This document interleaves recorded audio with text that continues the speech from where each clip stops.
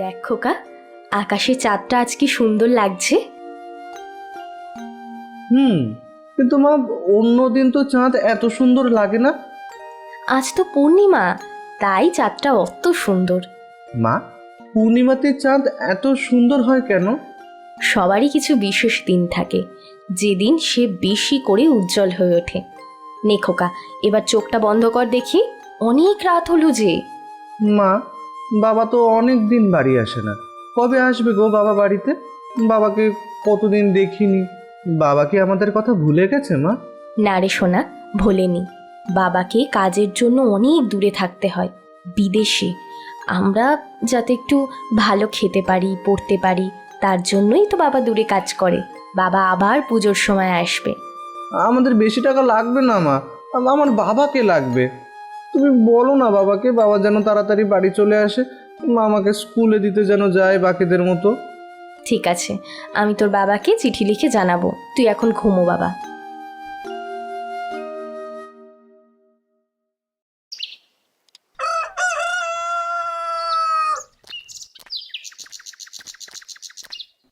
শালুক, শালুক, কই তুমি?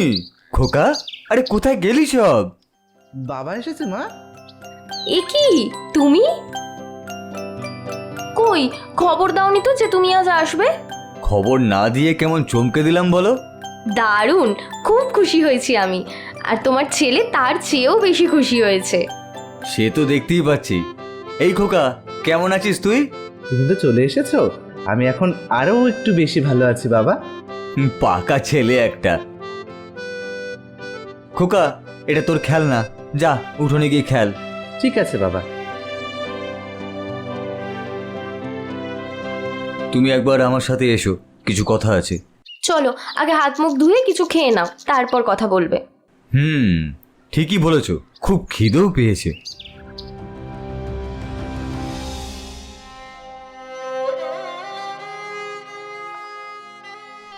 দেখো শালুক, বাবা মাকে আজ খুব মনে পড়ছে। যদি ওনারা বেঁচে থাকতেন আমাদের হয়তো এত চিন্তাই হতো না। মন খারাপ করো না, ওনারা সব সময় তোমার সাথেই আছে।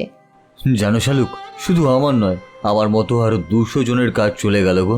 কারখানায় বড় বড় মেশিন এসেছে, সেগুলো দিয়েই নাকি কাজ চলে যাবে।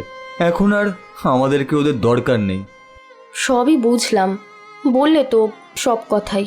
তুমি এত চিন্তা করো না, এখানে তোমার কাজের একটা না একটা ব্যবস্থা ঠিকই হয়ে যাবে। একদিকে ভালোই হয়েছে, তুমি রোজ আমাদের সাথেই থাকবে।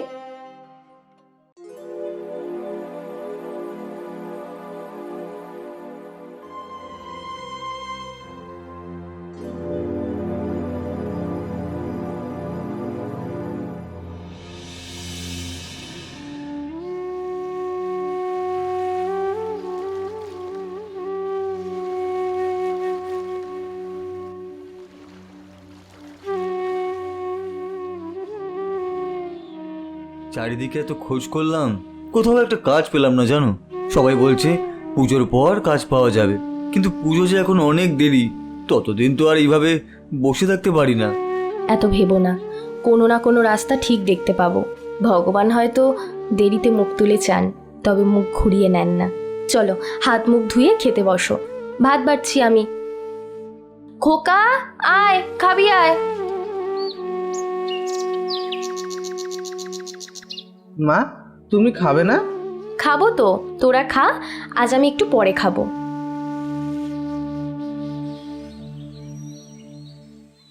আমায় একটু খেতে দেবে মা?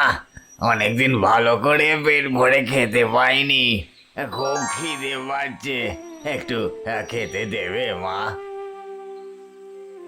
হাঁড়িতে তো একদম অল্প কটাই ভাত আছে, কিন্তু অভুক্ত মানুষটাকে ফিরিয়ে দেব? না না, এখান থেকে একটু ভাত দিয়ে আসি, এই ডাল আর তরকারি দিয়ে। খুব খিদে পাচ্ছে, আমায় একটু খেতে দেবে মা? এই নিন, এখানে বসে এটা খেয়ে নিন।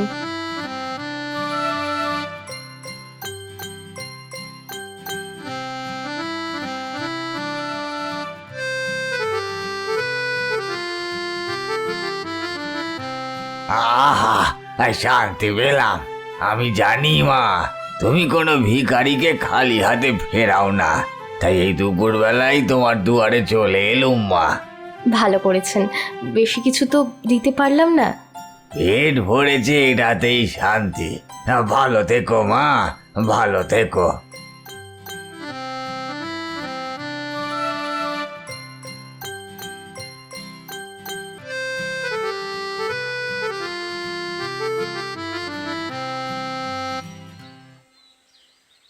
মা, আমার খাওয়া হয়ে গেছে।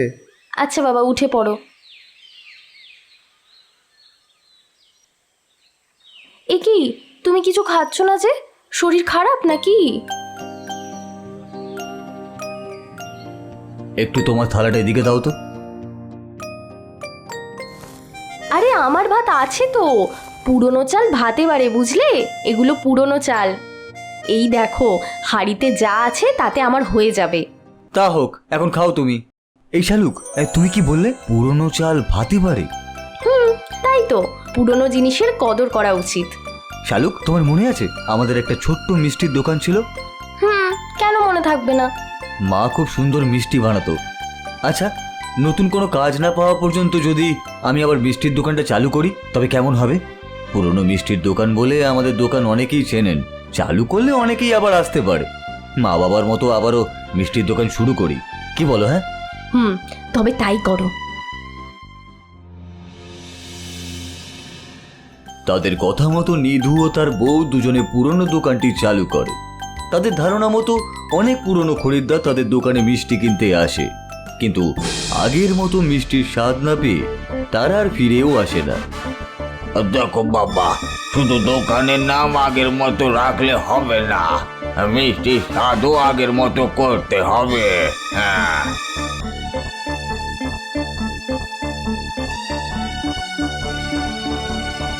কিরে, এই তোর পুরনো দোকানের স্বাদ? হ্যাঁ, বেকার এতটা রাস্তায় এলাম।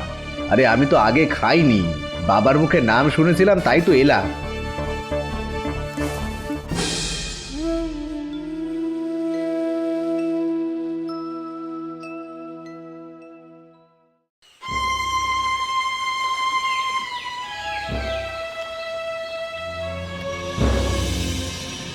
হে ভগবান, বিক্রি বাট্টা যে একদমই নেই, কি করি এখন? শালুক বলল বাড়িতে আর চাল নিয়ে যেতে, জমা পয়সা শেষ হয়ে আসছে। এবার তুমি একটা বার করে দাও দেখি ভগবান, বার করে দাও। মা, তুমি কোথায়?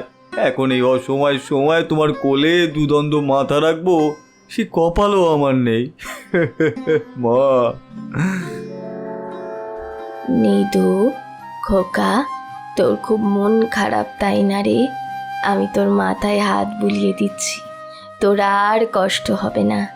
আমার আশীর্বাদ থাকতে তোদের কখনো ভাতের কষ্ট হবে না। এই কলসিতে রস আছে, মিষ্টি তৈরির রস।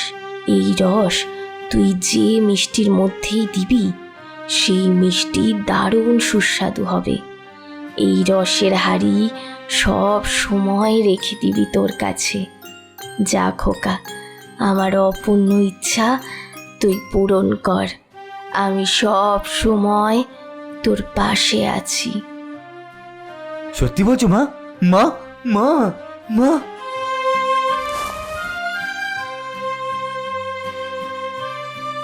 মা, তার মানে তুমি সত্যি এসেছিলে? মা, সত্যি এসেছিলে? মা গো, আর কিছুক্ষণ কেন থাকলেন আমার কাছে বলো?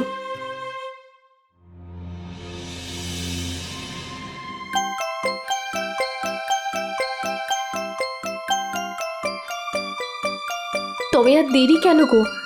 মায়ের ইচ্ছে মতো কাজ করো। মায়ের স্বপ্ন পূরণে আমি তোমার পাশে আছি।